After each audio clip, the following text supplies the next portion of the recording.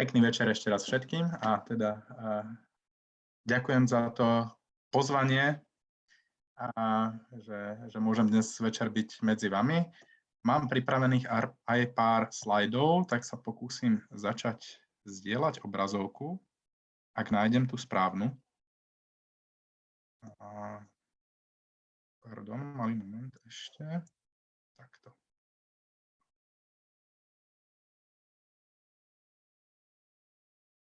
Teraz by ste mali vidieť. Verím, že je to tak. Áno, Helka kýve hlavou.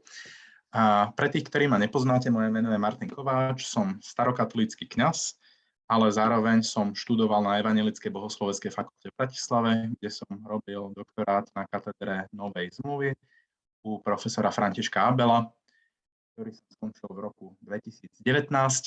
A moja špecializácia bola na spisy apoštola Pavla a na jeho začlenenie do židovského kontextu obdobia druhého chrámu, teda literatúry, ktorá vznikala veľmi stručne povedané medzi napísaním starej a novej zmluvy.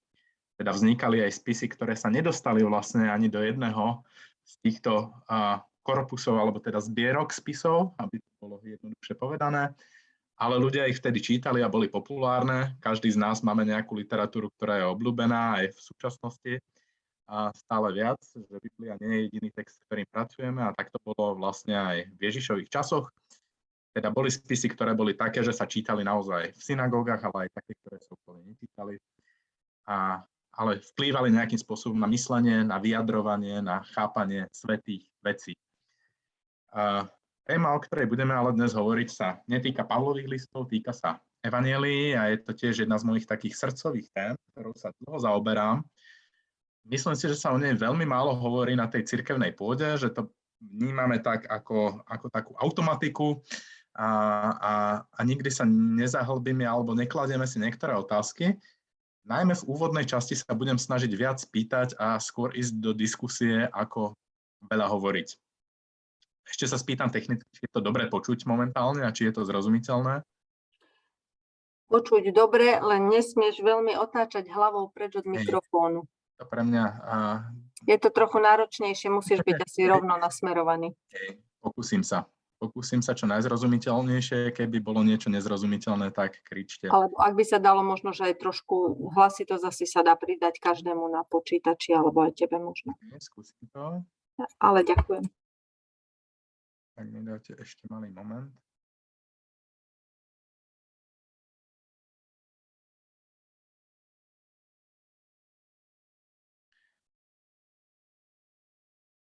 Vyzerá, že by som mal mať naplno mikrofón, žiaľ, asi to hlasnejšie nepôjde. Ešte veľmi rýchlo skúsim v Zoome, ak mi dáte len malý moment.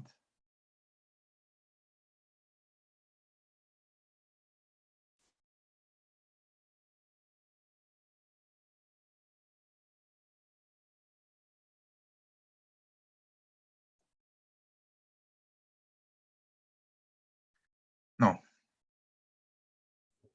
Je to dobré, len keď sa pootočíš trošku ďalej, tak vtedy sa to stráca, ale... Každopádne teraz budete viac vidieť aj trochu z prezentácie. Takže hovoríme o Ježišovom príbehu na 4 spôsoby. A nie je to tiež úplne výstižný názov, pretože hovoriť budeme najmä o tých 3 synoptických. Ak by sme mali hovoriť aj o tom 4., tak sa dostaneme do trochu väčších trablov a problémov, ale verím, že možno niekedy bude priestor aj na pokračovanie. To, o čom dnes sa budeme teda rozprávať, je to, ako vznikli evanjelia, kedy asi vznikli, prečo ich máme práve 4 v biblických textoch a možno ste počuli, že sú dokonca nejaké také zvláštne apokryfné a žijeme v dobe, ktorá bola ovplyvnená veľmi knihou a filmom Da Vinciho kódu, ktorý sa zaoberal práve takým populárnym spôsobom témou apokryfných evanjelií, teda akýchsi skrytých, ktoré tak nejak vzbudzujú v ľuďoch prirodzene väčší záujem, že je tu niečo tajomné. A samozrejme, každý z nás sa asi periodicky stretáva aj s takouto otázkou, že vlastne cirkev neskrýva nejaké skutočné evanjelium a či nezmenila vlastne tie Ježišove slová. Dnes sa budeme pozerať teda na to, ako evanjelia vznikli, kedy asi vznikli, A budeme sa zaoperať tým, aký je medzi nimi vzťah. Najmä tie 3 evanjeliá, ktoré sa nazývajú ako synoptické, teda že sa pozerajú na Ježišov príbeh vlastne z 3 veľmi podobných perspektív, používajú veľmi podobný príbeh, a to je teda Matúš, Marek a Lukáš, tí sa nazývajú synoptikmi, a Jánovo evanjelium, ktoré trochu vybočuje. Presne o tomto dnes budeme teda hovoriť. Začneme takým populárnym spôsobom. Asi poznáte, že na Zomri alebo na iných memečkových obrázkoch sa objavuje často taký ten vtip, kde Ježiš hovorí, aby sme ho pozorne počúvali, aby z toho zase neboli nakoniec 4 verzie. Áno, je to zvláštne, že vlastne ten Ježišov príbeh sa nám zachoval vo veľmi podobných podaniach, že nemáme jedno evanjelium, ktoré by k nám hovorilo jasnou rečou. Máme tu rôzne perspektívy, ktoré rozprávajú ten príbeh trochu inak, rozprávajú o dĺžke Ježišovho života trochu inak, alebo toho jeho verejného pôsobenia. Trochu inak zasadzujú jeho reči do kontextov alebo do mierne iných príbehov. Niektoré obsahujú pridanú látku, iné sú akoby skrátené, a presne tým sa teda budeme zaoperať. Obsah dnešného stretnutia bude taký, že si dáme teda úvodné cvičenie, v ktorom by som trochu viacej diskutoval, a potom prejdeme k takej skôr teoretickej časti, kde si osvetlíme to, na čo spoločne prídeme. A pokojne sa do toho zapojte, budem veľmi rád, ak naozaj budeme v takej dynamike a budeme spoločne uvažovať, pretože to nám potom dáva lepšie porozumieť tým veciam. A tradíciou nášho cirkevného prostredia je, že keď príde prednáška alebo kázeň, tak iba my farári a farárky hovoríme a nakoniec očakávame to amen. Dnes máme biblickú hodinu, dnes to tak nebude. Dnes budem veľmi rád, ak sa do toho zapojíte aj vy. Budeme živo diskutovať a uvažovať, pretože nám to potom pomôže spoločne trochu viacej dospieť k pravde alebo minimálne k jej hľadaniu. A potom sa budeme teda rozprávať o tom, čo je pojem evanjelium, ako sa od Ježiša vlastne dostalo až k evanjeliám, a pozrieme sa na hypotézy, ako vznikli synoptické evanjeliá. Verím, že sa nám to takej hodinky od teraz podarí stihnúť aj s tou našou diskusiou. Nepamätám si celkom, ako sme časovo, ale verím, že zhruba tak asi času máme na večerný program. Na začiatok trochu zaujímavosti.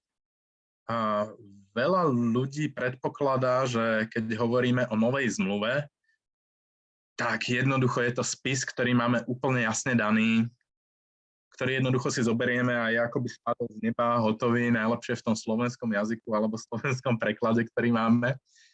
Skutočnosť je taká, že nový zákon alebo nová zmluva je teda spis, ktorý sa nám nezachoval v origináli. Zachovali sa nám iba jeho odpisy. Nemáme originál ani jedného z evanjelií, nemáme originál ani jedného z Pavlových listov alebo z iných epištol, ktoré sa nachádzajú v novej zmluve. Nemáme originál zjavenia, vychádzame jedine z odpisov, ktoré sa nám dochovali v storočiach. To, čo vidíte na tomto obrázku, som vybral úplne zámerne, pretože ten maličký kúsok, ktorý je uložený v Manchesteri a v Anglicku, je pravdepodobne najstarší rukopis evanjeliového textu, ktorý sa nám dochoval. Je to kúsok papírusu, na ktorom je úlomok z Jánovho evanjelia z 18. kapitoly, ktorý bol napísaný okolo roku 125 po Kristovi. Taká je datácia tohto spisu. Je to na papiere. Máme veľa všelijakých podobných úlomkov, ale teda všetky ostatné sú potom mladšie.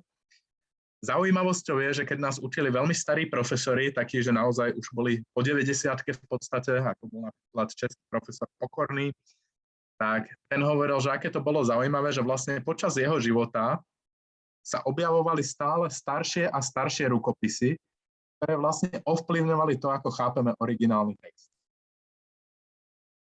Z čoho teda vlastne prekladáme tú Bibliu? Keď si zoberieme ten slovenský text, ktorý si čítame na službách Božích alebo na biblických hodinách, z čoho je to preložené, keď nemáme originál? V 19. a 20. storočí vlastne vznikla taká, respektíve už od 18. storočia sa začala formovať taký ideál, že zozbierame všetky tie úlomky, ktoré máme zachované od takýchto maličkých až po väčšie, že ich dáme dokopy a na základe nich sa budeme snažiť vyskladať originálny text, ako asi vyzeral. Realita je taká, že z toho vznikla takáto príručná knižka, ktorú nie je úplne dobre vidieť, vidím, lebo mám nastavený ten efekt rozmazávania, ale je to trošku ďalej, aby ste si vedeli predstaviť ten text. Kde máme tento hlavný text, to je to, z čoho dnes prekladáme. Konkrétne toto je Pros Romaeus, čo je teda list rímskym. A teda tu nám máme hlavný text, čo je teda tá rekonštrukcia toho textu, ale v poznámkach podčiarov vidíte také všelijaké značky, kliky, háky, ktoré označujú, že ktoré rôzne texty majú nejakú odchýlku, nejaké slovíčko vynechané alebo pridané, alebo nejakú vetu, ktorá je tam pridaná a nenachádza sa v iných rukopisoch. A toto je realita, s ktorou musíme pracovať. Jednoducho máme tu rôzne verzie, ktoré sa mierne alebo viac odlišujú. A uvedomujeme si, ako asi knihy v minulosti vznikali a ako sa prepisovali. Ak sa kniha v minulosti prepisovala, existovali tzv. Skriptória, teda miesta, kde sedeli mnísi spravidla alebo nejakí ľudia na to určení a im sa čítal text a oni ho prepisovali a takto ho kopírovali. Neexistovali žiadne kopírky, neexistovali žiadne tlačiarne. To prišlo až o mnohé storočia neskôr. Materiál, na ktorý písali, bol mimoriadne drahý, čo si tiež dnes často neuvedomujeme.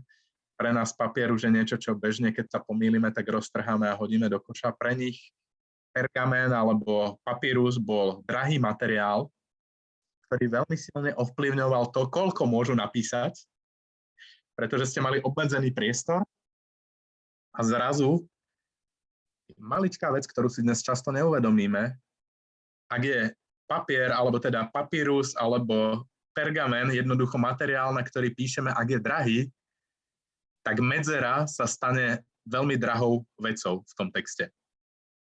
A práve preto biblický text v tých najstarších rukopisoch bol písaný veľkými gréckymi písmenami bez medzier.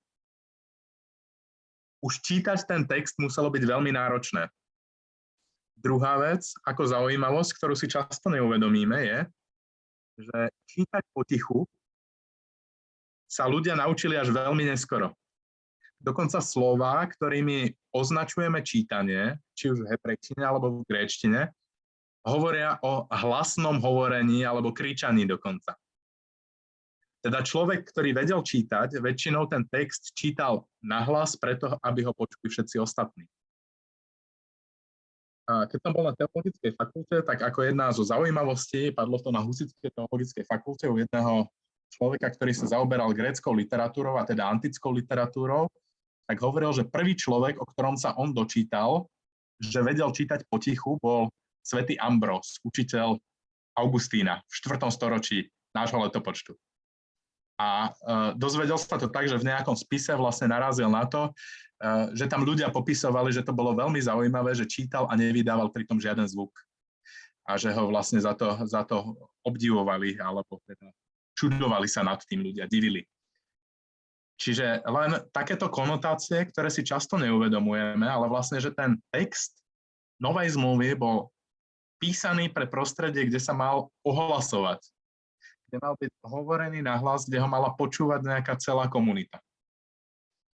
A ako náhle začnete písať text, ktorý je bez medzier, naozaj potrebujete veľmi skúseného človeka na to, aby ho vedel prečítať. Lebo musí vedieť, kedy tú medzeru urobiť. A zrazu sa vám začínajú zlievať niektoré slová. A toto začína spôsobovať chyby pri prepisovaní. Lebo vieme, že keď sa predložky nejaké pripoja k inému slovu, tak z toho môže vzniknúť iné významové slovo a takto začínajú vznikať postupne odchýlky. Toto sa dialo a tak nám vznikli vlastne niečo, čo nazývame rukopisové rodiny.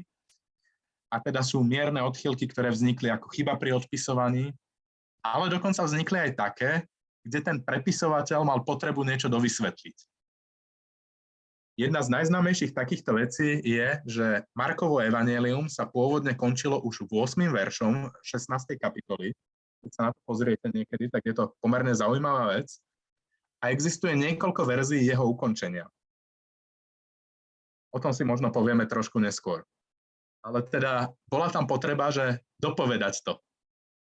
A aj to malo špecifický význam, pretože slova, ktoré tam boli použité, boli použité takým spôsobom, že to končilo spojkou totiž. A teda prirodzene sa žiadalo, že niečo k tomu dodať, a to sa aj dialo v histórii. Keď hovoríme ešte o evanjeliách, existuje ďalší spis, ktorý vyzerá ako takáto knižka. A zaujímavé je, že sa dá momentálne zohnať veľmi lacno, ak by ste chceli, len dávam do pozornosti. A to je synopsa evanjeliových textov. Ako som už spomenul, ten problém alebo tá otázka, ktorou sa dnes budeme zaoberať, je, že tu máme viaceré evanjelia, ktoré rozprávajú ten istý príbeh veľmi podobnými slovami z rôznych perspektív. To, čo sa teda biblickí badatelia pokúsili urobiť, je, že tie isté príbehy, ktoré máme v jednotlivých evanjeliách, dali do stĺpcov vedľa seba, ako vidíte napríklad tu. Teda ten istý príbeh, tu na konkrétne je to rezurekcio, teda príbeh o vzkriesení, ako ho nachádzame u Matúša, ako ho nachádzame u Marka, ako ho nachádzame u Lukáša a u Jána.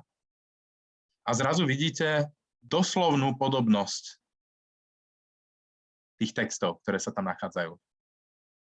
A sú tam odlišnosti. Už od ranných storočí sa preto začala objavovať tá otázka, že ako vyriešiť tento problém? Ktoré z tých evanjelií bolo napísané ako prvé? Ako vlastne vznikli? Prečo sa vyjadrujú tým istým jazykom? A prečo tam majú vlastnú látku, ktorú do toho zapracovávajú? A presne toto sú veci, o ktorých budeme o chvíľu uvažovať. Toto bol len taký úvodník, veľmi krátky, s niekoľkými takými zaujímavými tézami na premýšľanie. Ale teraz práve nasleduje tá časť, keď by som veľmi rád zapojil aj vás. A to síce úvodným cvičením, kde môžeme rozpútať takú diskusiu a verím, že z nej môžu vypadnúť zaujímavé veci. Janka sa ešte predtým hlási, tak jej dáme priestor. Janka už nevydrží, lebo tu má 3 otázky. Nech sa páči. Mňa by napríklad zaujímalo, že keď ste hovorili o tom, teda, že veľké písmeno a to, tak mňa by zaujímalo, či Ježiš, keď v synagóge čítal zo pergamenu, tak sa to volalo, tak či takisto čítal z niečoho, čo malo veľké písmená, a teda, že či to vedel normálne prečítať. Z Izaiáša teda myslím.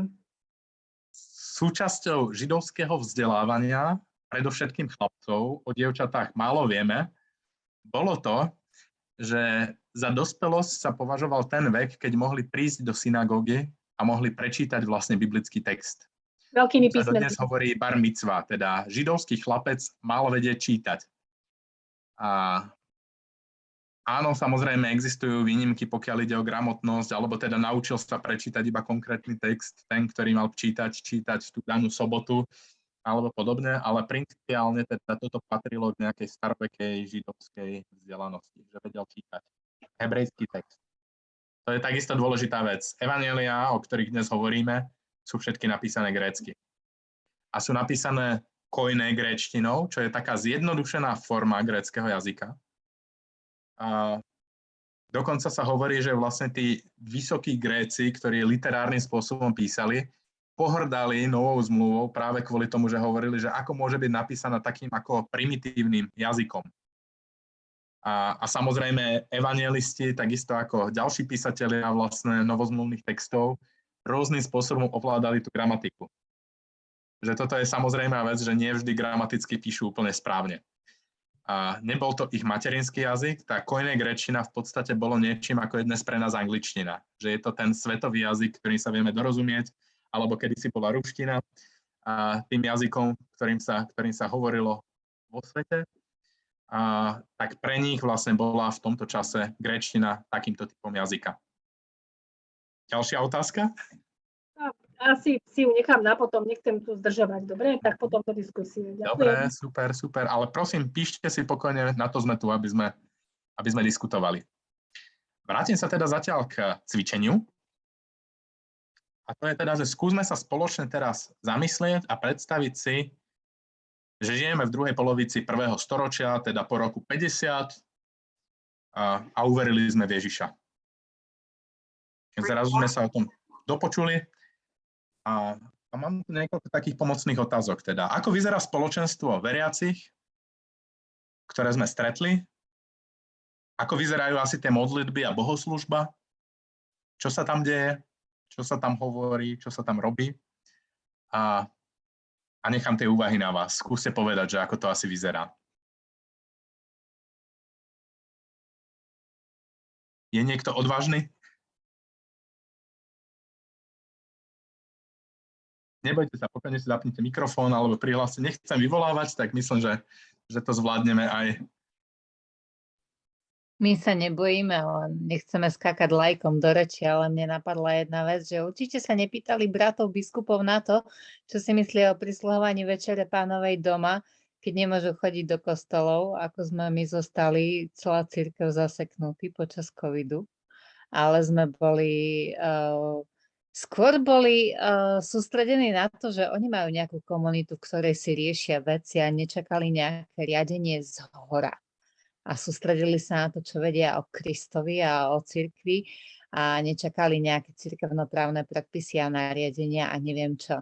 Nemuselo to stále výjsť úplne ideálne, ale myslím si, že to bolo také zdravšie a možno, že boli nútenejší viac premýšľať nad niektorými vecami a vziať na seba zodpovednosť. Čo my sme sa už, myslím si, že dosť odučili. Konec. Amen tma. Ďakujem. Euka sa hlási, alebo to je potlesk? No? Ešte nie je potlesk, ja sa normálne hlásim. Myslím si, že to bola taká veľmi rôznorodá skupina ľudí, keďže neexistovalo žiadne centrálne riadenie. Vždy to bola proste naozaj partia takých veľmi, veľmi zvláštnych ľudí, lebo keď si to predstavím asi dnes, tak to boli ľudia, kde od vysokých manažerov možno až po bezdomovcov proste. A niekde ich bolo viac, niekde menej.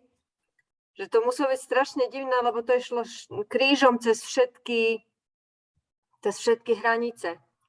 Tá zostava ľudí, ktorí sa tam stretávali. Konec. Áno. Doplňujúca otázka ešte by mohla byť, že keby sa to stalo v Jeruzaleme a keby sa to stalo v Korinte, asi sú to trochu dve odlišné veci a odlišné skúsenosti, ktoré človek zažije. Nejaké iné predstavy? Nebojte sa, nič nie je nesprávnou odpoveďou. Teraz naozaj uvažujeme a všetko je otvorené a je to vaša predstava. Tak ja mám takú predstavu zo skutkov apoštolov, hej, keď tam sa stretávali, proste bola to skupinka ľudí, ktorí boli veľmi, veľmi, veľmi veriaci a tým, že zažili niečo aj na vlastnej koži, tak im tú vieru nemohol nikto vziať. A potom takisto mám predstavu z filmu Apoštol Pavol, myslím, taká nejaká nedávna verzia, kde teda to už tak idylicky nevyzeralo, lebo tam naozaj už museli aj ako trpieť fyzicky a aj neboli často istí životom. Takže iste to bol risk proste byť v takom spoločenstve. Ďakujem. Zatiaľ nikto ešte nepovedal, že ako vyzerala tá bohoslúžba asi. Skúste sa si predstaviť, že dnes, keď prídeme na služby Božie, tak očakávame, že tam bude nejaký starozmluvný text, nejaký novozmluvný text, možno evanjelium. A kedy vznikajú tie novozmluvné texty vlastne? No veď práve v tej dobe, nie? Zhruba v tej dobe? Ak sa bavíme o druhej polovici 1. storočia, to je, ja neviem, od roku 50 do konca roku. Čiže podľa môjho chápania vtedy v podstate kresťania boli väčšinovo Židia. Boli považovaní za sektu, za židovskú sektu. Čiže tam pohanov bolo pravdepodobne pejoratívneho chápania, teda to nebola urážka, len aby som povedal, že sekta jednoducho znamenal smer. Áno, boli to ako Židia to brali ako nejakých odpadlíkov od židovstva. A myslím si, že pohanov tam bolo vtedy ešte minimálne. Určite tam mala vplyv treba posledná večera, úplne určite, že sa toho ľudia pridržali. Neviem, ja nie som ani historik, ani Jasné, uvažujeme, preto hľadáme spoločne. Úplne V aký deň by ste sa stretli? To bola sobota vtedy určite. V tých časoch podľa mňa to patruje ešte po šabat. Jedna z pozícií, samozrejme. Lámanie chleba a Večera Pánova sa pravdepodobne slávila v nedeľu. Prvý deň týždni, pretože sa oslavovalo vzkriesenie. To bol deň, keď bol Ježiš vzkriesený a ten sa stal vlastne tým podstatným dňom. Ale musíme pamätať na to, že to naozaj je spoločenstvo, ktoré je najmä zo Židov. A preto sobotu, šabat neprestávajú svetiť. Majú 2 sväté dni. Slávia tak šabat, cez ktorý sa stretávajú, ako nedeľu, pretože to je deň vzkriesenia. Ten začína postupne naberať na význame, až v neskorších storočiach sa voči tomu presadí. Ale to je zase... Nechcem vám do toho vstupovať, lebo už vám narúšam práve ja tú vašu myšlienku a to hľadanie, ktoré je podľa mňa veľmi dôležité, lebo už toto uvažovanie je podstatné. Áno, Milica sa hlási, nech sa páči. Ja si myslím, že to spoločenstvo bolo veľmi rôznorodé. Myslím si, že tam boli ľudia, ktorí zažili Ježiša. Boli tam ľudia, ktorí žili v tej dobe, ale už ho nepoznali osobne. Boli tam ľudia, ktorí boli len zvedaví a nevedeli vlastne, čo očakávať. Boli tam ľudia, ktorí sa aj báli, že ich možno niekto iný prezradí. Čiže myslím, že to bola taká zmes možno, ako sme my teraz tu. Naozaj z rôznych prostredí. A ja si myslím, že oni sa mohli stretávať aj častejšie, že nie len v tú sobotu alebo len v tú nedeľu, pretože oni sa vtedy stretávali každý deň na modlitbách. Možno ešte nevedeli, čo ich čaká. A možno aj z toho strachu, že oni potrebovali modlitby, aby mohli žiť ďalej. Výborné poznámky. A ešte tam padlo také, že boli tam. A to tam vzbudzuje to, že kde teda boli? No niekde za zatvorenými dverami. Niekde tak, aby sa nevedelo až tak príliš o nich. Určite to neboli také kostoly, ako my máme teraz. Čiže bolo to možno v nejakej domácnosti, kde bol niekto, kto mal aj väčšie priestory, možno väčšiu nejakú izbu alebo dvoranu, alebo neviem, možno poschodie, ako vtedy, keď ten mladík z 3. poschodia spadol dole a zabil sa. Čiže neviem, myslím, že to bolo veľmi zaujímavé. No, tu prichádzame na mnohé miesta, lebo tak do kostola asi neprišli, ale máme teda svedectvo o tom, a najmä v Skutkoch apoštolov, že teda apoštoli vchádzajú v sobotu do synagógy. Keď apoštol Pavol ide na svoje misijné cesty, ak príde do nejakého mesta, jeho prvé kroky vedú do tamojšej synagógy, pretože tam sa ľudia stretávajú a modlia a čítajú sväté spisy. Čítajú starozmluvný text. Ale toto spoločenstvo ho chápe trochu inak, pretože pozná Ježiša.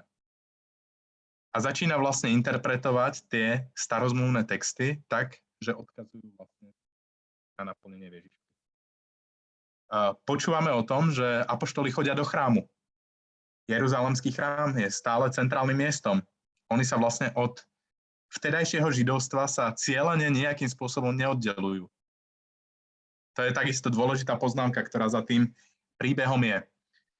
Dôležitým momentom je Skutky apoštolov 15. kapitola a tzv. Jeruzalemský koncil, ale ono to začína už vlastne od 10. kapitoly, kde je Kornélius a ten jeho príbeh. A tá podstatná vec je, že zrazu poháňa, teda tí, ktorí neboli Židmi, prijali Ducha Svätého a uverili v Ježiša. A vyvstáva veľká otázka, čo s týmito ľuďmi? Majú sa nechať obrezať? A stať sa Židmi? A vlastne chápeme teda vieru v Ježiša ako súčasť židovstva? Alebo naopak môžu zostať žiť tak, ako sú, pretože tá viera v Ježiša jednoducho stačí. A toto je veľká otázka, ktorá sa práve v týchto časoch vlastne rieši. Keď hovoríme o prvej polovici 1. storočia, toto je jedna z kľúčových otázok, ktorá veľmi významným spôsobom ovplyvní to, ako sa začne ďalej uberať tento smer ľudí, ktorí uverili v Ježiša. Toto je takisto jedna z poznámok, ktorú si ešte do toho dovolím vniesť, že vlastne veľa súčasných biblistov upúšťa od termínu ranné kresťanstvo. Že vlastne to je strašne uzatvárajúci pojem, ako by kresťanstvo bolo jednoducho novým náboženstvom, ktoré vtedy začalo, ale takto tí prví ľudia sa jednoducho nechápali. Oveľa viac sa začína o tej najrannejšej komunite hovoriť ako o Židoch, ktorí uverili v Ježiša. Jewish believers in Jesus, v angličtine sa používa takýto termín, teda židovskí veriaci v Ježiša. A následne je tam potom to druhé vykročenie, a to sú pohanskí veriaci v Ježiša, alebo veriaci v Ježiša spomedzi nežidovských národov, ku ktorým začína potom špeciálne apoštol Pavol prichádzať. Skúsme ešte trochu o tých bohoslužbách. Janka Kilianová píše, modlitba v tej dobe podľa mňa bola založená na starom zákone, starej zmluve, zároveň bola ale veľmi osobná a pochádzala zo živej viery. Dobrý vstup? Teda dnes vieme, ako vyzerajú služby Božie a čo od nich asi očakávame, keď tam prídeme, ale ako teda vyzerajú v tomto čase. V čase, keď ešte nemáme napísané evanjelia, v čase, keď ešte nemáme žiadne listy apoštolov, ktoré by kolovali a čítali sa. Čo sa tam teda robí?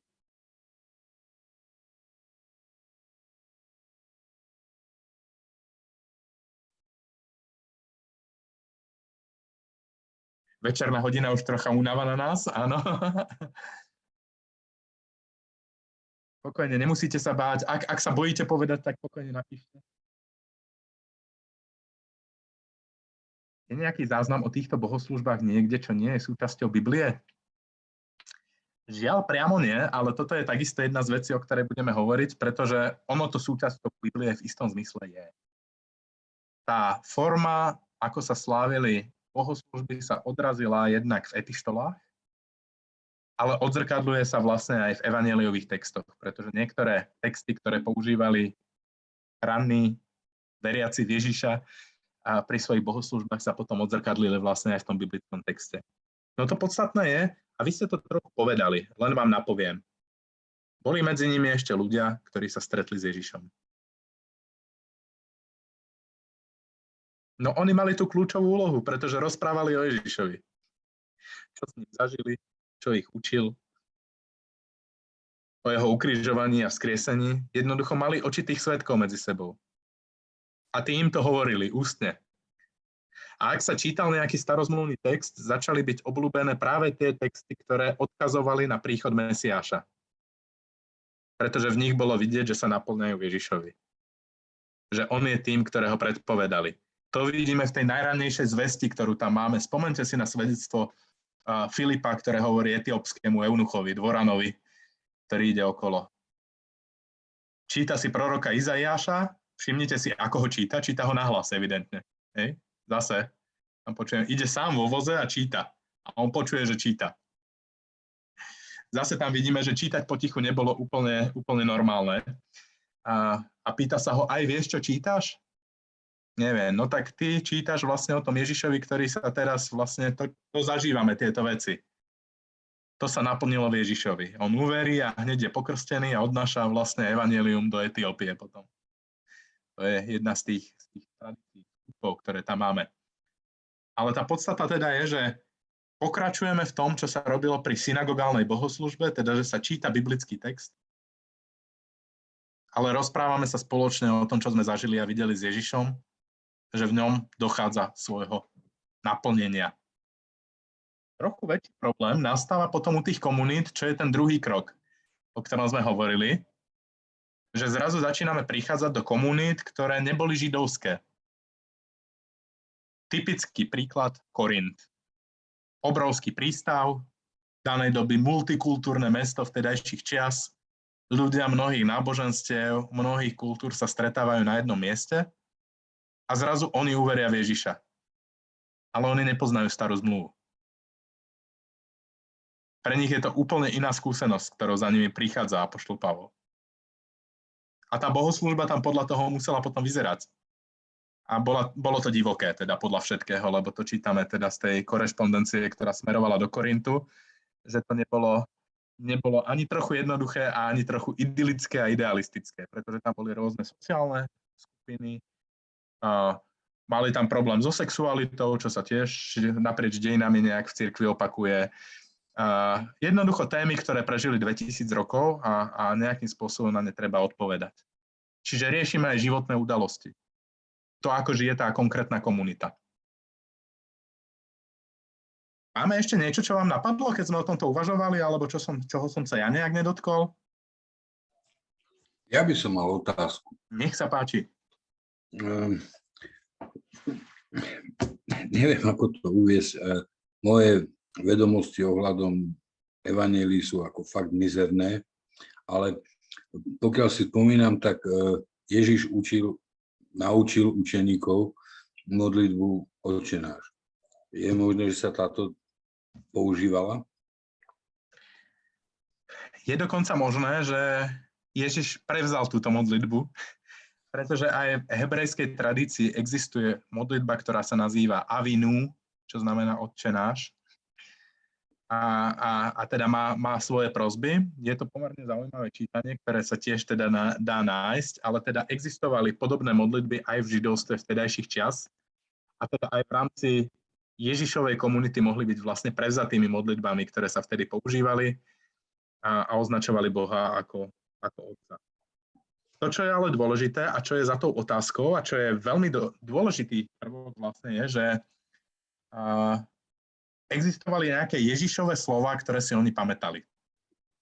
A je veľkou otázkou, ktorá je dodnes otvorená, či už za Ježišovho života vlastne neexistovali ľudia, ktorí by si zapisovali tie Ježišové výroky. Existujú isté indície, že nejaký takýto súbor existoval. A existuje zase aj druhá vec, že v rabínskej židovskej tradícii, keď sa tradovali nejaké výklady biblického textu, tak sa ich vyslovene učili naspamäť. Musíme si uvedomiť, že ide o dobu, keď ľudia majú aj úplne inú pamäť, ako ju máme my dnes. Pretože práve tým, ako text dokážeme zapisovať, ako papier pre nás jednoducho nemá žiadnu cenu v podstate a dokážeme vyhodiť všetky myšlienky, ktoré sme tam mali. Žijeme v dobe, keď sa proste knihy nie celkom vážia, pretože sú lacnou záležitosťou, ale vtedy boli drahé.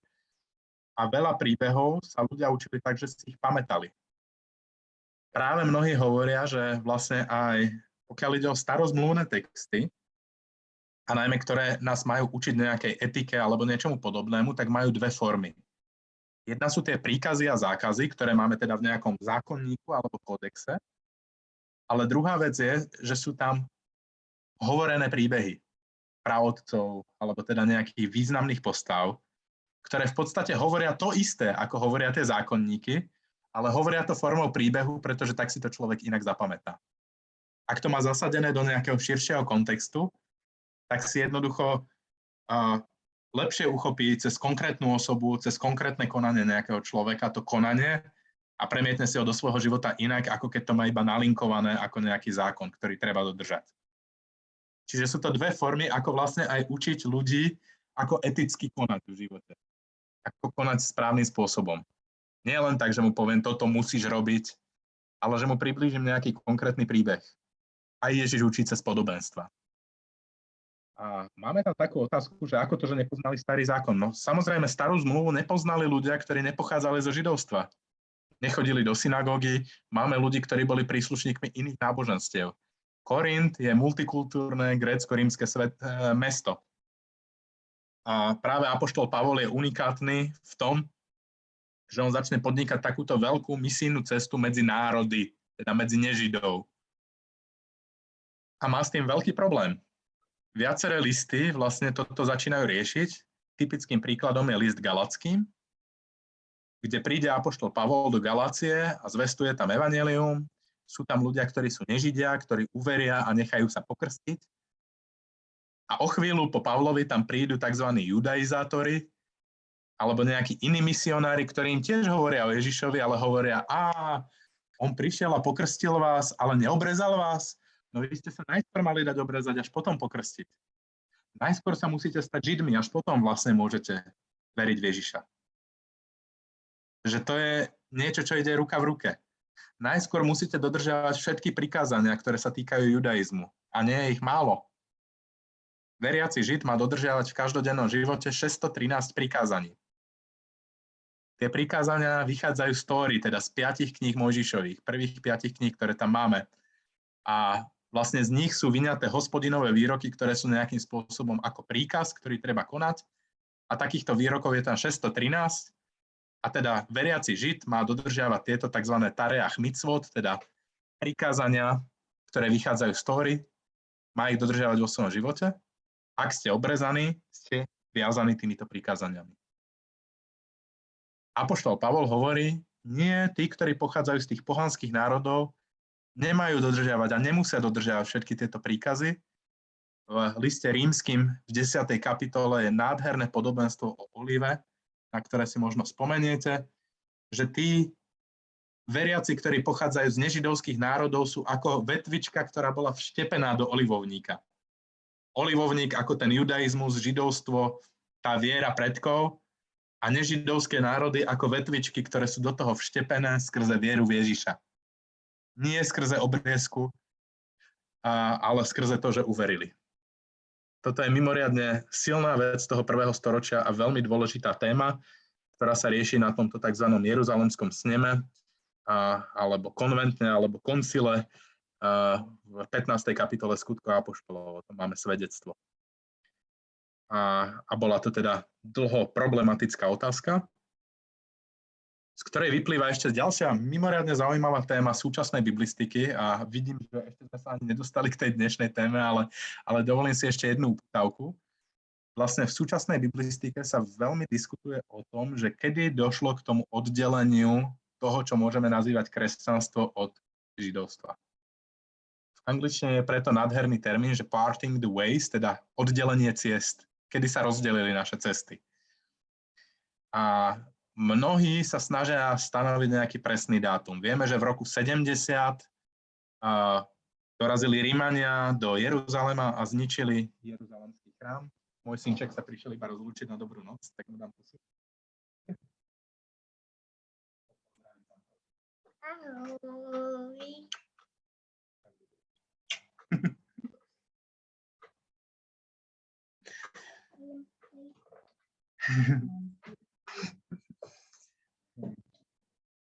Takže parting the ways, oddelenie ciest.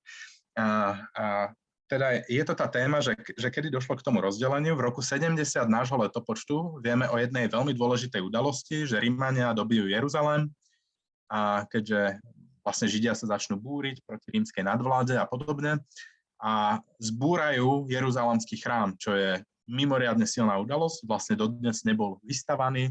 Keď dnes prídete v Jeruzaleme k múru nárekov, to je ten posledný bod, ku ktorému sa chodia zbožní Židia dodnes modliť za to, aby bol znovu vystavaný.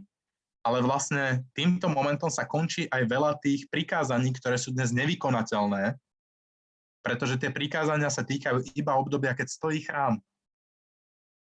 Keď nestojí, vlastne začína ho nahrádzať domáca bohoslužba alebo synagogálna bohoslužba. To úplne mení celú perspektívu dovtedajšieho židovstva.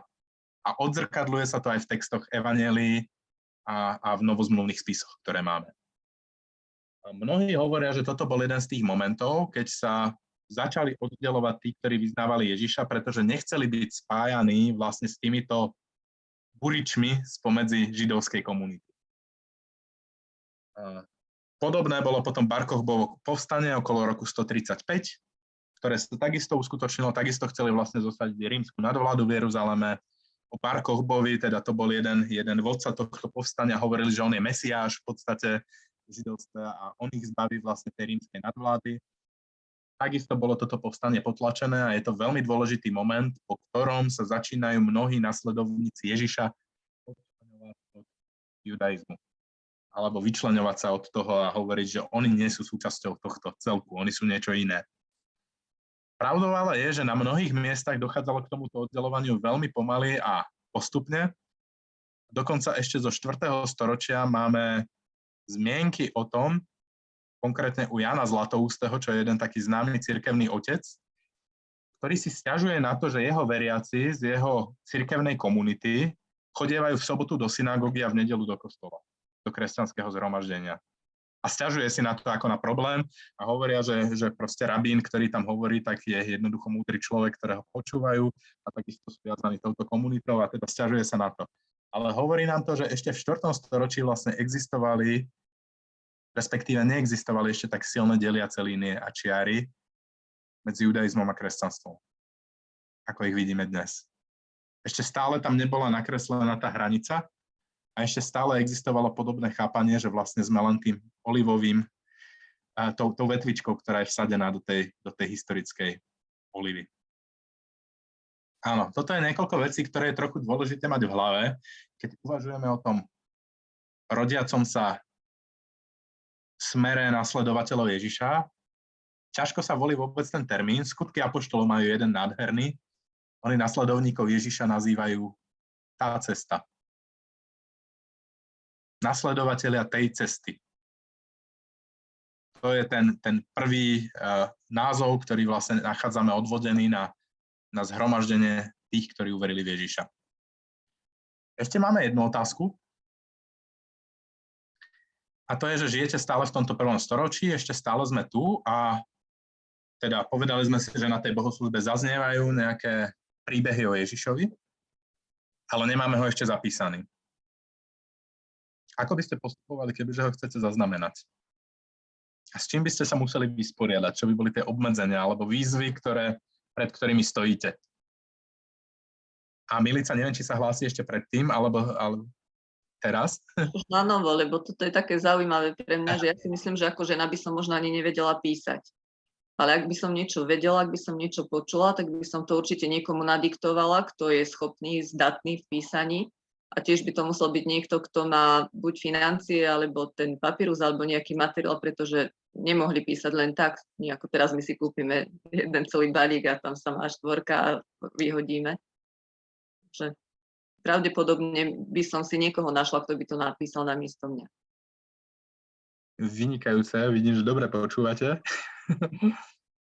Áno, veľa dobrých tém, ktoré tam teda jednak sociálne podmienky, v ktorých sa nachádzame, že samozrejme ženy asi ťažšie vedeli v prvom storočí písať, preto zrazu odpovedáme na to, že to boli muži, ktorí to zapisujú.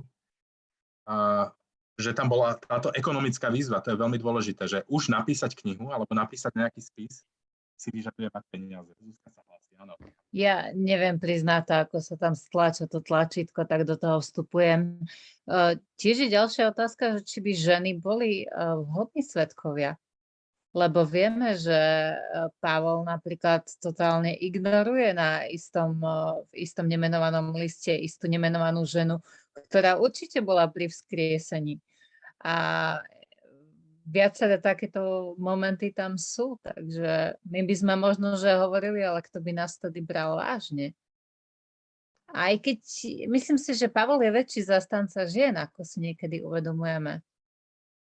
Je to tak? A dokonca ešte si povedal takú zaujímavú vec, že či by brali vážne, ale ani toho Pavla vlastne v mnohom nebrali vážne. Jedna z dôležitých tém jeho listov je, že vlastne tí veriaci neakceptujú, že on je apoštol. Lebo, čo je definícia apoštola? Kto je apoštol? Alebo apoštolka, ak už máme byť pri tom. Máte niekto typ? Viem, že Janka sa hlási, verím, že si pamätáte otázku, ale teda skúsme ešte odpovedať na túto otázku. To je podľa mňa celkom zaujímavé. Lebo apoštol Pavol... Ten, kto kráčal s Ježišom. Miška, pozdravujem, veľmi rád ťa tu vidím. Ahoj. Ten, kto kráčal s Ježišom, je apoštol. Toho zažil, no. Ešte máme nejakú inú definíciu? A Pavol s ním nechodil. No, toto je práve jedna z tých vecí, presne o tom tu hovoríme. Áno, Zuzka. Ale Mária Magdalena, áno. Presne tak, toto je, áno. A Miška ešte niečo zapínala mikrofón, som videl. Hej, že žena má v zhromaždení mlčať. No, v zásade tá definícia, ktorá pre apoštolstvo sa nejakým spôsobom zaužívala, je, že sú to tí, ktorí sa stretli so vzkrieseným. Teda nielen, že s ním chodili za života, ale stretli sa so vzkrieseným a ktorých vyslal, aby to ohlasovali. Takže tu máme tú komunitu 12, ktorým sa Ježiš po vzkriesení zjavuje, ale ako prvé, to nie sú muži, to sú ženy. A práve toto bola rannokresťanská problematika a vysporiadavanie sa s tým, že ak máme definíciu apoštola, že je to ten, kto sa stretol so vzkrieseným a bol poslaný, aby to ohlasoval, tak tu máme ako prvé ženy, ako apoštolky. A cirkevná tradícia toto veľmi ťažko riešila, pretože mala problém povedať o Márii Magdaléne, že je apoštolka. V pravoslavnej tradícii alebo v grékokatolíckej tradícii dodnes existuje špeciálny termín pre Máriu Magdalénu apoštolom rovná. Nie apoštolka, apoštolom rovná. Ale realita je taká, že vlastne naozaj tie ženy, ktoré sa stretli so vzkriesením, spĺňajú toto kritérium. Kto sa so vzkrieseným stretol špeciálnym spôsobom je Pavol. Pretože to nie je fyzické stretnutie, je to stretnutie vo vízii. A presne toto mu zazlievajú. On musí argumentovať, že je apoštol, že je najmenší z apoštolov. A ako poslednému sa zjavil mne. To uvidíme o chvíľu pri tých textoch. Ale teda, prepáčte, Janka sa hlási.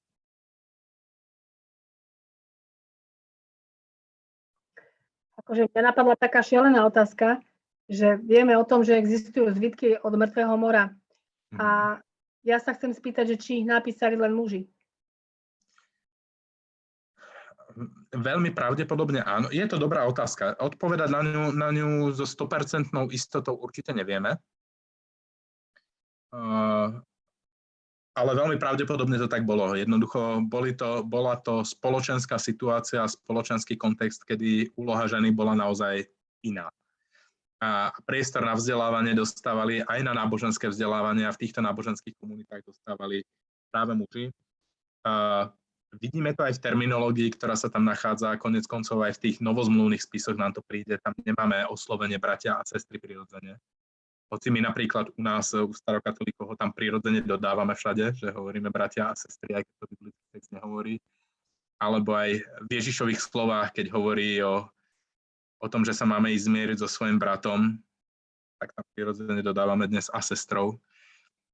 Pretože jednoducho náš spoločenský kontext je rovnako dôležitý. Ale pravdou je, že sväté spisy, tak v judaizme, ako v kresťanstve a v isláme poťažmo, sú písané mužmi, prevažne pre mužov a prevažne o mužoch. Alebo tá perspektíva jednoducho tam naozaj prevláda. A to je ten povod tej kritiky. Brané ako súrodenci. Áno, veď ale potom bratia a sestry je to isté povedanie, to sú súrodenci, takže v podstate Adelphoi, keď je tam napísané, tak dnes by som normálne úplne nad čiarou pokojne v biblickom texte s plným vedomím a svedomím preložil ako bratia a sestry. Alebo sestry a bratia v akomkoľvek poradí, pretože adresujeme to súčasnému čitateľovi, nie človeku, ktorý žije v tom storočí. A dnes sú čitateľkami aj ženy. Dokonca by som povedal často prevažne ženy. Dnes v súčasnosti. To je tá zmena spoločenského kontextu, v ktorej dnes žijeme. Dobre, ale teda skúsme ešte ísť späť k týmto otázkam druhého kola, že ako postupujeme. Teda chceme napísať ten Ježišov príbeh. Čo preto urobíme?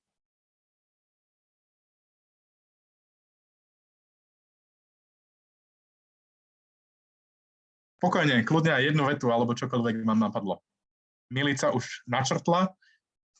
Vypočujem čo najviac svedkov. Áno, hľadám svedkov. Výborne, výborne. Hľadám, či už nebolo niečo napísané.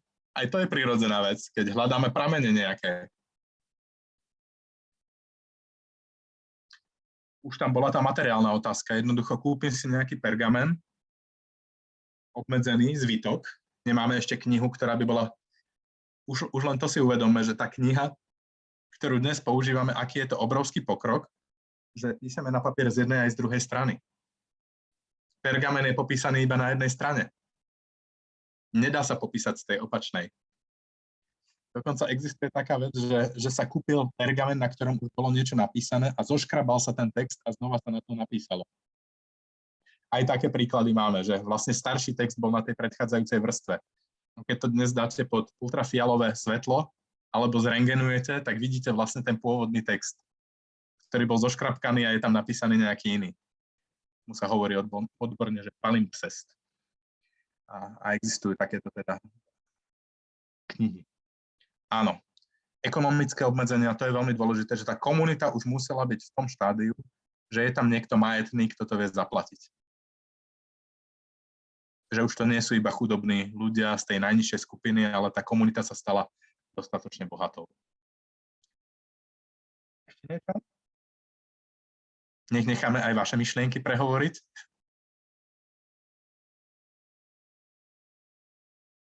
Áno, k tomuto sa teda dostaneme o malú chvíľu.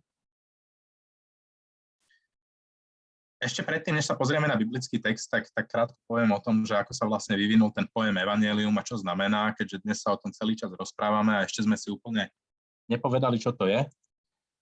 Teda to slovo evangelion, ktoré máme v gréčtine a označujeme, stalo sa takým všeobecným označovateľom, je teda dobrou správou, ale prapôvodne to znamenalo odmenu pre toho, kto dobrú správu priniesol. Napríklad, že sa narodil nový panovník, alebo že bola vyhratá vojna, že sme zvíťazili, tak tomu človeku sa jednoducho zaplatila odmena za to, že priniesol dobrú správu. Keď ale prídeme do biblických textov, tak tá prvá vec, ktorú tam máme, je, že Ježiš sám ohlasuje evanjelium. Alebo zvestuje evanjelium, to je inak evanjelická terminológia na Slovensku.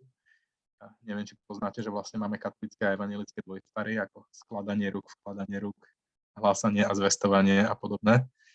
A v tom treba hľadať trochu ekumenickú reč, ale teda Ježiš ohlasuje evanjelium. Máme to v Markovi 1, 14 až 15. A priblížilo sa Božie kráľovstvo, kajajte sa a verte v evanjelium. Najväčšia redukcia Ježišovej zvesti, ktorá je tam daná. Obsah, toto je veľmi náročné, toto sa pokúsim vysvetliť potom, ale vychádzam z profesora Petra Pokorného a on teda hovorí, že je to obsah poveľkonočných vyznávačských formulí kresťanskej viery. Čo to znamená? Že sa chcem prihlásiť k Ježišovi a máme typické nejaké vyznania viery. To úplne najstaršie ranokresťanské vyznanie viery je Ježiš je Pán. Ježiš je Pán. Pretože Pán bolo hebrejským označením Boha. V podstate to znamená, že Ježiš je Boh. Alebo, že je jednoducho Mesiášom. Ježiš je Mesiáš. Takisto veľmi dôležitý vlastne židovský termín, ktorý tu máme. No a potom už ako tretia vec je to základný útvar Novej zmluvy. Je to jeden z literárnych spisov, ktorý by sme mohli nazvať nejakým životopisným alebo typom životopisu vlastne antického. A už ideme na tie biblické texty, lebo veľa tu už teoretizujeme a veľa o tom hovoríme, ale pozrieme sa trochu na ne. A to, čo by som s vami chcel prejsť, je trochu vlastne, ako začínajú tie samotné evanjeliá, pretože to nám napovie jednak o postupe, akým títo ľudia postupovali a jednak o tom, čo pre nich evanjelium vlastne znamenalo. Máme tu začiatok Markovho evanjelia. Chce niekto prečítať tieto verše?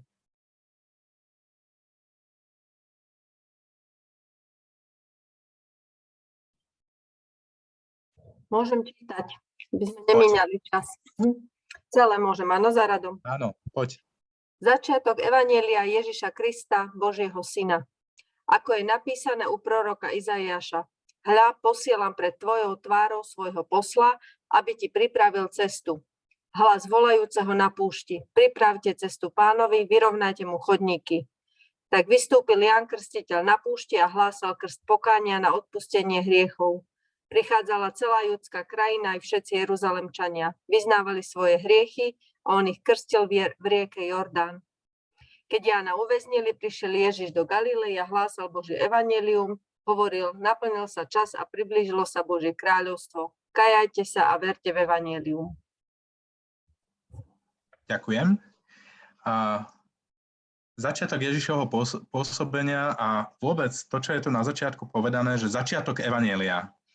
A toto je inak veľká téma, keď sa hovorí o Markovom evanjeliu, že čo je vlastne aká je to verzia evanjelia, nie je evanjelická, Jana sa pýta, a je to ekumenický preklad. Štandardne používam ekumenický preklad, pretože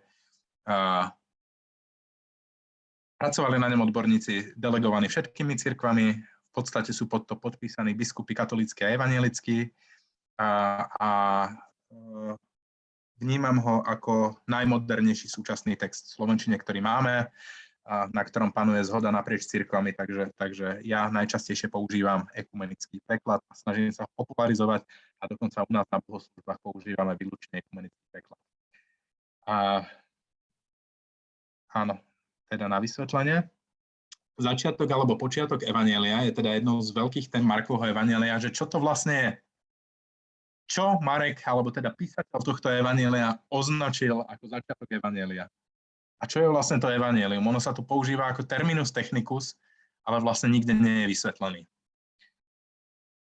Profesor Pokorný vychádza z toho, že písateľ tohto evanjelia vychádzal v skutočnosti z terminológie alebo používania apoštola Pavla, konkrétne z 1. Korinským 15, kde je akoby definícia toho, čo evanjelium znamená.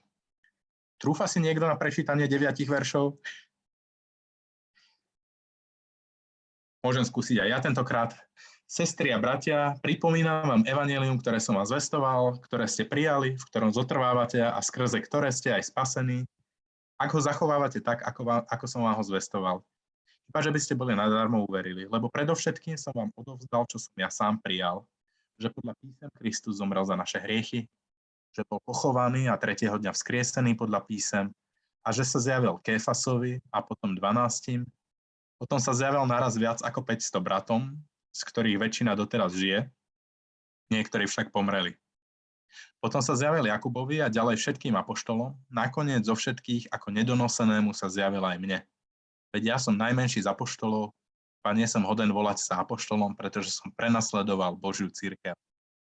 Viacero tém, o ktorých sme hovorili. Zuzka má zapnutý mikrofón, neviem, či chce niečo povedať. Nie, už som si vypla. Hej, bude ešte čo čítať, tak dúfam, že potom si zapne niekto. Ale v podstate teória profesora Pokorného, veľmi dobrého českého biblistu, a ktorý bol aj môjim učiteľom, tak bola, že vlastne evanjelium je zhrnuté tu, že pripomína nám evanjelium, ktoré on sám prijal a že je to v skutočnosti zhrnuté vlastne v tej vete, že podľa písem Kristus zomrel za naše hriechy, bol pochovaný 3. dňa vzkriesený podľa písem a následne sa zjavoval ľuďom, ktorí to zvestovali ďalej. Že evanjelium v tom najredukovanejšom význame podľa apoštola Pavla znamenalo hovorenie o Ježišovej smrti a jeho vzkriesení. V podstate podľa tohto, áno, Marek tu hovorí o Jánovi Krstiteľovi, aj o tom potom si povieme, áno, to je dobrá otázka a poznámka. V podstate všetky synoptické evanjeliá a dokonca aj Jánovo evanjelium zasadzujú Ježišov príbeh do doby pôsobenia Jána Krstiteľa.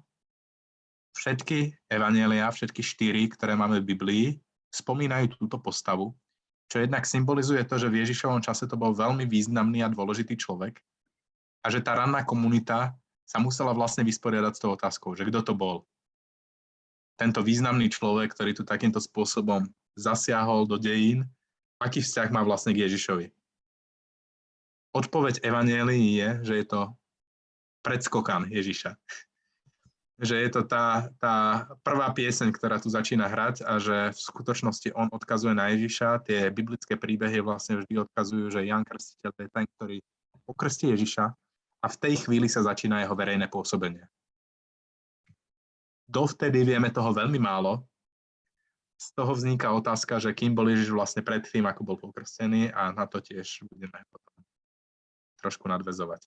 Viem, že nemáme úplne veľa času, a že sme sa zakecali na rôznorodých témach. Verím, že niekedy bude príležitosť pokračovať v tom, ale to, čo som teda tu chcel povedať, že v Pavlovom chápaní, ktoré vychádza z 1. Korinským, je redukcia toho pojmu evanjelium na zvesť o Ježišovej smrti a vzkriesení. Kde ju nachádzame v Markovom evanjeliu? V 16. kapitole, úplne poslednej.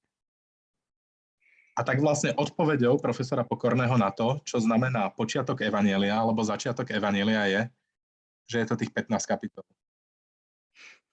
A že evanjelium príde nakoniec. To je správa o Ježišovej smrti a vzkriesení. A to, čo bolo predtým, je vlastne tá odpoveď, ten počiatok toho, čo viedlo k tomuto evanjeliu. K tomu Ježišovmu konaniu, ktoré sa dosvedčilo na kríži, ktorý apoštol Pavol vníma ako tú kľúčovú udalosť vlastne Ježišovho života a nielen kríž, ale samozrejme aj vzkriesenie. To sú dve veci, ktoré idú ruka v ruke. A aby sme sa pozreli aj na tú 16. kapitolu, a ktorá je to odpoveďou teda, že keď sa skončila sobota, Mária Ja to Magdaléna, môžem Mária... prečítať, ak chceš. Áno, nech sa páči. Si oddychneš. Keď sa skončila sobota, Mária Magdaléna, Mária Jakubova a Salomé nakúpili voňavé oleje, aby ho išli pomazať. Včas ráno prvého dňa po sobote, hneď po východe slnka, prišli k hrobu. Hovorili si medzi sebou, kto nám odvalí kameň od vchodu do hrobu. Keď zdvihli zrak, videli, že je kameň už odvalený. Bol totiž veľmi veľký. Vošli do hrobu a napravo videli sedieť mládenca oblečeného do bieleho rúcha a zľakli sa. No on im povedal, neľakajte sa, hľadáte Ježiša Nazareckého, toho ukrižovaného? Niet ho tu, bol vzkriesený. Hľa miesto, kde ho položili. Ale choďte a povedzte jeho učeníkom, aj Petrovi, že vás predchádza do Galilei. Tam ho uvidíte, ako vám povedal. Na to rýchlo vybehli a utekali od hrobu, pretože sa ich zmocnila hrôza a úžas. Ale nikomu nič nepovedali, lebo sa báli. Ďakujem veľmi pekne. Toto je tzv. Kratší koniec Markovho evanjelia, pretože týmto 8. veršom sa pôvodne končilo. Ak si zoberiete dnes biblický text, tak obsahuje dlhšiu časť, ktorá sa nachádza ale až v neskorších rukopisoch. A dokonca vieme to odvodiť tak, že to končilo týmto veršom, že tých ukončení existuje viac. Že tam existujú také, ktoré vlastne sa nepresadili ako ten hlavný text. Ako som vám hovoril, tak ten koniec je veľmi zvláštny tým, nič nepovedali, lebo sa báli. V tej gréčtine ono to je, že nič nepovedali, báli sa totiž. A ono je to ako 3 bodky, že čoho sa báli v podstate, alebo že ako to pokračovalo celé. A prirodzene si to akoby pýtalo odpoveď, ktorá v tých verziách vlastne dochovala. Ale toto je akoby tým naplnením, tá zvesť o tom, že Ježiš bol vzkriesený, že sa k nemu Boh priznal. A začali sme Markom, pretože ono sa podľa súčasného bádania považuje za najstaršie spomedzi evanjelií. Tu ale ešte otvorím jednu otázku, ktorú nechcem opomenúť, aj keď viem, že nás trošku tlačí čas, ale aby sme sa nad tým zamysleli, že čo je podľa vás to najstaršie, čo máme v Novej zmluve? Ktoré časti alebo ktoré spisy? Čo bolo napísané ako úplne prvé z tej Novej zmluvy? My tam máme nejako zoradené tie spisy, tých 27 spisov, má nejaké poradie, ale ono nie je chronologické. Ono nie je časovo zoradené. Máte nejaký tip toho, že čo je to najstaršie? Niektorý list určite. Niektorý list, veľmi dobre začíname, že začíname tým, že listy sú to prvé, čo bolo písané. A tak aj keď hovoríme, že ako sa vyvíjala tá bohoslužba, tak prvá vec, ktorú tam čítali, neboli evanjelia, ale tieto listy apoštolov, ktoré pravdepodobne kolovali. A ako vidíme, oni riešia praktické výzvy tej komunity, ktorá tam je. No a Eva išla niečo povedať? Aby si rozprával na mikrofón. Budem. Ďakujem. Takže listy. Listy apoštola Pavla. A špecificky podľa súčasného bádania sa za najstarší z Pavlových listov považuje prvý list Tesalonickým alebo Solunčanom. Ako sa v rôznych tradíciách nazýva. A je viac dôvodov, prečo si to myslia, ale ten najdôležitejší je, že u apoštola Pavla, keď čítame jeho listy, niektoré témy sú veľmi silné na začiatku a postupne ochabujú. A jednou z takých tém je blízke očakávanie Ježišovho príchodu. V podstate v prvom liste Tesalonickým počujeme o najväčšom a najradikálnejšom očakávaní Ježišovho príchodu ešte za života prvej generácie veriacich. Je to tak silné, že ľudia, ktorí pracujú v tomto meste, v Solúne dnešnom vlastne, tak odchádzajú z práce. Odchádzajú zo svojho zamestnania, zanechávajú ho, pretože hovoria, na čo budeme pracovať, tak sa sústreďme na to, čo je podstatnejšie. Lebo Kristus príde za nášho života. A Pavol im odpovedá, kto nepracuje, nech ani nie, že toto nie je tá cesta. Druhá vec, mnohí spájajú práve tému ranokresťanského celibátu s blízkym očakávaním Ježišovho príchodu. Na čo si budeme zakladať rodinu? Takú svetskú vec. Venujme sa podstatnejším veciam, venujme sa tomu očakávaniu Kristovho príchodu. Práve toto napätie je niečo, čo postupne oslabuje u Pavla, pretože on ku koncu svojho života, ako posledný list sa hovorí, že je list rímskym, tak tam už táto téma je úplne ochabnutá a takmer vôbec o tom nehovorí. Je cítiť, že oslablo toto jeho presvedčenie, že on to zažije za svojho života a začína chápať, že cirkev tu bude ako nejaký dlhší medzičas, ktorý potrvá počas generácií. A prečo to spomínam? Zase sa dostávame k tomu, že evanjeliá sú v tomto ohľade o dosť mladšie, že je to text, ktorý vzniká neskôr. Vzniká ako odkaz pre tie ďalšie generácie, keď už ranní kresťania začínajú chápať, že toto bude na dlhšie. A začínajú chápať, že to posolstvo o Ježišovi treba nejakým spôsobom odovzdať ďalej. Tým sa dostávame ešte k jednému zaujímavému textu, ktorý mám pri hovorení o vzniku evanjelií veľmi rád, a to je začiatok Lukášovho evanjelia, pretože ten nám dáva mnohé odpovede, tie prvé 4 verše, na to, o čom sme dnes diskutovali. Nájde sa odvážlivkyňa alebo odvážlivec, ktorý prečíta? Ja to beriem. Hoci sa už mnohí pokúšali vyrozprávať radom udalostí, ktoré sa u nás stali, ako nám to podali tí, čo boli od začiatku očitými svedkami a služobníkmi slova, predsa som aj ja uznal za dobré dôkladne a postupne prebádať všetko od začiatku a napísať ti, vznešený Teofil, aby si poznal spoľahlivosť náuky, do ktorej ťa zasvetili. Veľmi stručne zhrnuté mnohé témy, o ktorých sme hovorili, vlastne kritické preskúmanie celého toho príbehu. Mnohí sa to pokúsili vyrozprávať, ale tu prichádza niekto, kto to chce ešte raz prebádať a napísať na papier. A dokonca píše to svojmu priateľovi Teofilovi, to je takisto téma, či je to konkrétny človek, alebo teda nejaký Bohom milovaný, alebo milovník Boha, ktorému toto teda píše. Chce mu spoľahlivo odovzdať učenie o Ježišovi, ktoré počul, a vlastne tak začína tým, že vyhľadáva tých, ktorí to už napísali, alebo ktorí sa to pokúsili nejakým spôsobom vyrozprávať, ktorí boli očitými svedkami. A asi takto by sme postupovali. Keď sa mňa pýtajú, že ako by som postupoval v 1. storočí, nebolo by to inak ako autor Lukášovho evanjelia. A pekne nám ten návod v podstate aj opísal ako metodiku, ktorou postupoval. A dostávame sa k veľmi náročnej téme, ktorú neviem, že či ešte otvárať. A to sú také trochu diagramy. Koľko mi dáte ešte minút? 8:30. Trochu nám urob predchuť možno. Robím. Rozmýšľam, je 8:30, od 7:00 tu sedíme. Hej. Tak. Veľmi stručná. 20 minút ti dáme. Až toľko? Teda skúsim do 10, dobre?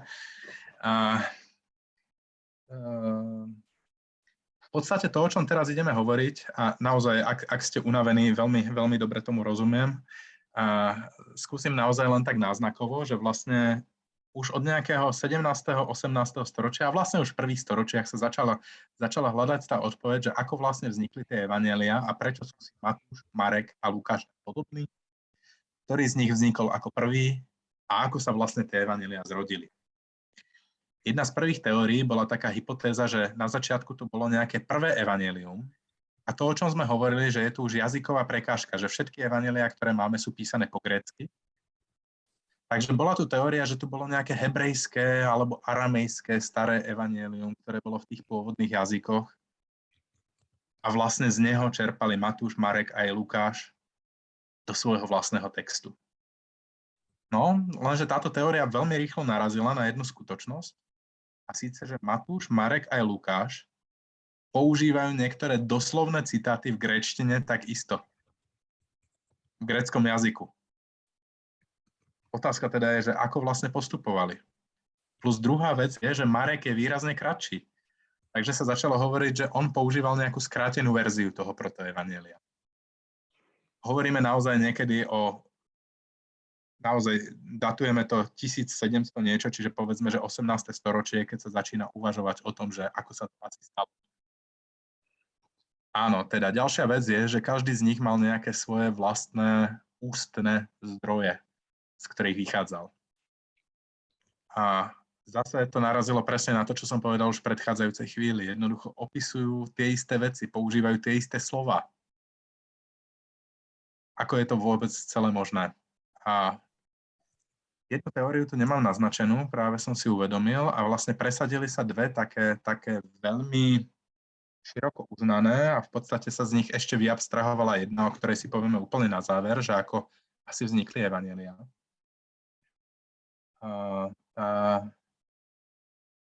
Tá prvá bola tá, že Matúšovo evanjelium je najstaršie. Prišiel s tým človek, ktorý sa volal Griesbach, podľa neho sa aj volá Griesbachová teória. A on vlastne tvrdil, že Matúšovo evanjelium má najviac židovský charakter, že je písané vlastne židokresťanskej komunite a že tento charakter poukazuje práve na to, že bolo najstaršie a Marek a Lukáš z neho iba odčerpali vlastne tú svoju látku. Veľmi skoro sa ale prišlo na kritickú poznámku, že v podstate Matúš obsahuje celé Markovo evanjelium, ale Lukáš obsahuje aj nejakú úplne svoju vlastnú látku.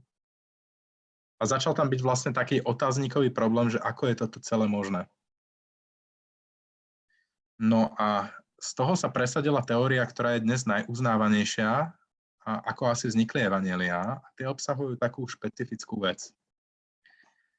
Máme Markovo evanjelium, ktoré je dnes považované za najstaršie spomedzi evanjelií. Čo znamená najstaršie spomedzi evanjelií? Tá komplexnosť toho datovania je pomerne náročná, ale v zásade sa hovorí o tom, už som spomínal rok 70. Rok 70 bol ten rok, keď padol Jeruzalemský chrám. Súčasní badatelia sa domnievajú, že viaceré texty Markovho evanjelia narážajú na skutočnosť skúsenosti zničenia Jeruzalemského chrámu. Ak bol zničený v roku 70 a Markovo evanjelium popisuje v inotajoch alebo kontextuálne, alebo v niektorých proroctvách v podstate zborenie Jeruzalemského chrámu, vychádzajú z toho, že ho pravdepodobne poznal. To znamená, že je datované okolo roku 70. Ak ale zoberieme Matúšovo a Lukášovo evanjelium, zistíme, že ono štruktúrou úplne kopíruje Marka a v podstate ho celého obsahuje. Matúš a Lukáš obsahujú vlastne v podstate celé Markovo evanjelium. Zároveň ale vyvstala jedna otázka, že Matúš aj Lukáš majú niektoré výroky, ktoré nemá Marek, ale oni dvaja ich majú spoločné. A toto vyvolalo mnohé otázniky. Z čoho teda vychádzali?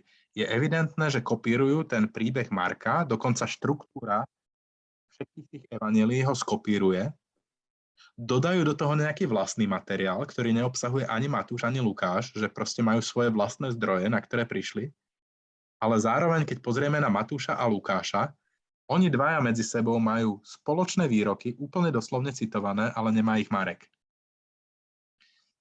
A tak vznikla hypotéza, že existovala pravdepodobne nejaká iná zbierka, z ktorej vychádzali Matúš a Lukáš a ktorú nepoznal Marek, a tá sa označuje ako Q. Q v nemčine sa povie kvele, teda prameň, je hypotetický, teda nedokázateľný, alebo teda doteraz nedokázaný súbor Ježišových výrokov. Kebyže sa totiž pozrieme na tú látku, ktorú obsahuje Matúš a Lukáš a neobsahuje ju Marek, tak sú to väčšinou Ježišové múdroslovné výroky alebo niektoré vety z podobenstiev, ktoré Marek vôbec nemá. Blahoslavenstvá sú jedna z tých typických vecí, ktoré neobsahuje Marek, ale nachádzame ich u Matúša a Lukáša. Jednoducho Ježišové múdroslovné výroky. Tak je teória, že vlastne oni poznali nejaký iný prameň, ktorý mal Ježišove výroky a ktorý uplatnili pri tom, keď oni písali svoje vlastné evanjelium. Táto teória dostala jeden veľmi silný pomocný dôkaz, alebo taký druhotný dôkaz, keď sa v 20. storočí objavilo tzv. Tomášovo evanjelium, pretože kým existovalo veľmi veľa rôznorodých tzv. Apokryfných evanjelií, ktoré rozprávali na najrôznejšie veci, to už bola taká tá beletria, ktorá vznikla neskôr. Keď hovoríme o tých apokryfných evanjeliách, tak niečo, čo ich definuje, je, že oni sa snažia zabávať ľudí.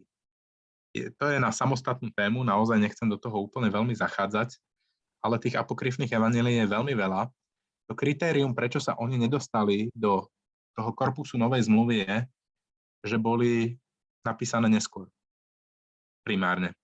Že sú to neskoré spisy, teda už sa netýkajú tých priamych svedectiev, sú písané trochu senzačnejším spôsobom, alebo naozaj na motívy vtedajšej literatúry, ktorá už mala aj baviť toho poslucháča. Sú to jednoducho legendy, ktoré sa začali šíriť. Odpovede na nejaké otázky, na ktoré neodpovedali tie evanjelia, ktoré sa dostali do kánon. Napríklad tá otázka Ježišovho detstva je úplne typickou. Že kým bol vlastne Ježiš? Kým boli Ježišovi rodičia? Existuje evanjelium o narodení Panny Márie, alebo Jakubovo protoevanjelium, ktoré rozprávajú o tom, kto boli rodičia Márie, ako sa ona narodila a tak ďalej. Je to jednoducho ranokresťanská beletria, ktorá už dopovedáva niektoré veci, na ktoré v skutočnosti ten biblický text nedával odpoveď, ale zostávalo o nich mlčať. A podstatná vec pri Kvele a pri Tomášovom evanjeliu je ale iná. Tomášovo evanjelium sa našlo tak v gréckych, ako aj v koptských rukopisoch. A existujú teórie, že je naozaj veľmi staré, že naozaj zasahuje až do 1. storočia. A neobsahuje evanjelium ako Ježišov príbeh, ale iba ako zbierku 114 výrokov. Keď si to máme predstaviť veľmi jednoducho, je to niečo ako Ježiš povedal, proste a dostanete, hľadajte a nájdete, klopte a otvoria vám. 114 jednoduchých vied, jednoduchých výrokov, ktoré nachádzame v tomto Tomášovom evanjeliu. A oni práve odpovedajú na ten charakter, že tu existovala nejaká zbierka Ježišových slov, aj bez toho, aby bola zasadená do kontextu, do príbehu. Mnohí hovoria, že práve preto sa nedokázala presadiť. Pretože, ako sme hovorili, tak príbeh už nejakým spôsobom rozvíja. Keď sa objavilo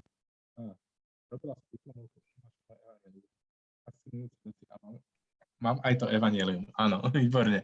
V koptskej verzii sa nachádza dokonca v tejto synopse 4 evanjelií. A mal som tu čest, že som 4 semestre študoval sahickú kopštinu, kde sme prekladali Tomášovo evanjelium práve. Takže čas štúdia v Prahe. Takže tiež mám k nemu špecifický vzťah. A v podstate tá sila spočíva v tomto, že tu existovali teda nejaké Ježišové výroky, ktoré sa nedokázali dostať ďalej. Existujú teórie, že ak by sa evanjelium nenapísalo a ak by nebolo napísané ako príbeh, tak zostane veľmi lokálnym fenoménom. Že vlastne to, že Ježišov príbeh bol napísaný ako príbeh, umožnilo, že sa šíril oveľa ďalej. Že nezostal iba pri ústnom podaní alebo ústnom podaní nejakých jednoduchých výrokov. Toto je teda dnes tá najuznávanejšia teória. To je možno dobrá téma do budúcnosti apokryfy. Práve ich čítam preklady, ktoré napíšem s veľkým zaujatím. Výborne, áno. Apokryfy, ktoré sú tam, sú ale starozmluvné apokryfy. To je takisto treba povedať, že to je tzv. V katolíckej terminológii sa nazývajú aj deuterokanonické spisy. Keďže oni boli čítané vlastne židovskou komunitou, ktorá bola helenizovaná. Pokiaľ ale ide o apokryfné evanjelia, aj tie boli preložené do češtiny práve z veľkej časti profesorom Pokorným a niektorými ďalšími českými bádateľmi. A sú v takých 3 zväzkoch. Jedno sa volá, že Neznáma evangelia. Možno ste o tom počuli a tam teda sa dajú prečítať. A sú tam viaceré z nich. Takže keď dnes hovoríme o tomto, tak asi takto je zhrnuté veľmi v kocke, že ako to asi vzniklo a dáva to trochu logiku. Pomimo toho celého sa nachádza Jánovo evanjelium, ktoré naozaj v 20. storočí a v teológii 20. storočia bolo tak trochu pomimo. Aj zásluhou jedného evanjelického teológa nemeckého, ktorý sa volal Rudolf Buchmann. A on v podstate hovoril, že Jánovo evanjelium je vlastne taký spirituálny, veľmi duchovný spis, že on nám v podstate v historickom Ježišovi nemôže povedať nič. Že je to vyznávačské evanjelium v podstate, že je to vyznanie viery oveľa viac ako nejaký historický spis, ktorý by sa zakladal na historickej realite. Toto sa do značnej miery presadilo. Existujú bádatelia, ktorí otáčajú perspektívu. Len aby som povedal, tak v Nemecku je jeden taký, aj mu hovoria, že je provokatér, volá sa Klaus Berger. A on prišiel s tým, že vlastne aj v tej biblickej teológii už sme si zaužívali niektoré veci veľmi prísne v hlavách, najmä pokiaľ ide o datovanie tých spisov a chronológiu a autorstvo, že kto asi boli autori tých spisov a podobne, že sme z nich urobili nové dogmy. On hovorí, že sa na to musíme pozrieť úplne inak a hovorí, že Jánovo evanjelium je to najstaršie. A tým úplne ako pobúril v podstate nemeckú verejnosť. Existujú o tom veľmi zaujímavé diskusie teda. A mimo iného on je takou kontroverznou osobnosťou, ale jednu poznámku, ktorú som si z toho zapamätal je, že pokiaľ ide napríklad o topografiu Jeruzalema, o to, kde sa nachádzajú ktoré miesta v Jeruzaleme, Jánovo evanjelium ich popisuje najvernejšie zo všetkých evanjelií. Že toto je veľmi silný argument preto, že môže tam byť naozaj veľmi starý základ, ktorý... Každopádne naozaj, keď sa naň pozrieme, tak ono ide z inej perspektívy, pretože prináša také dlhé Ježišové príbehy, tie rozhovory, ktoré nenachádzame u iných evanjelistov. Napriek tomu sú tam aj paralely. Takisto začína Jánom Krstiteľom vlastne v úvode a týmto stretnutím a zasadením Ježišovho pôsobenia. Ikoška ešte na taký záver, že vlastne, keď sa povie Kristove roky, všetci hovoríme, že 33.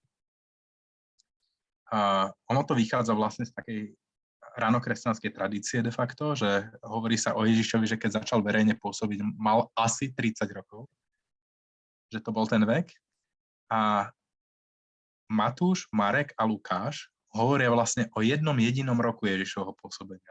Hovoria o jednej ceste na sviatky, teda že bol pokrstený Jánom Krstiteľom a na jedny sviatky, na jednu veľkú noc cestoval do Jeruzalema, počas toho konal toto svoje dielo a tam zomiera.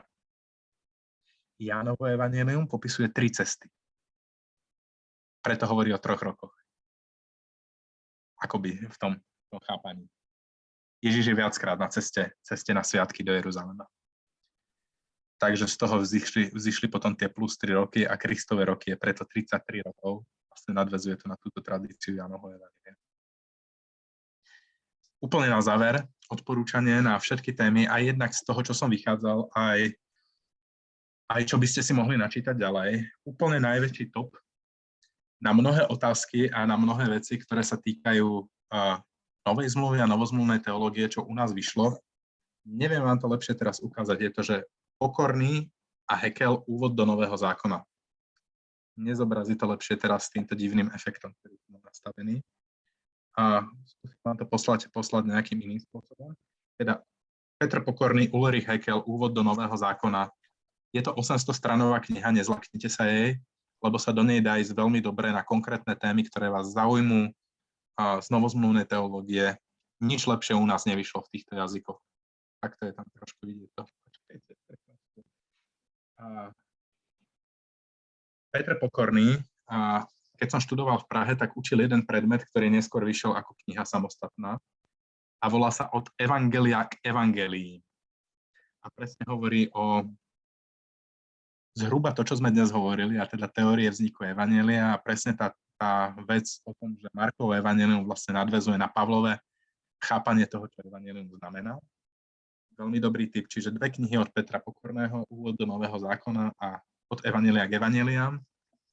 Do tretice úvod do Nového zákona, histórie, písmo a teológie a v češtine vyšla vo vydavateľstve Mlyn.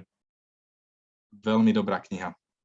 A viacerých autorov, ktorí píšu najmä z francúzskej proveniencie, čiže je to trochu taká iná perspektíva do toho nášho sveta, ovplyvneného najmä nemeckou teológiou. A bolo by veľa ďalších kníh, ale myslím si, že toto je úplne kľúčové. Ak vás niečo z tohto zaujalo, tak určite u toho Pokorného nájdete, že do hĺbky sondy ešte k mnohým z týchto tém. A verím, že som vás veľmi neunavil, ale ak máte ešte nejaké otázky alebo podnety, kratučko veľmi rád zodpoviem, určite ešte nejakých 5 minút.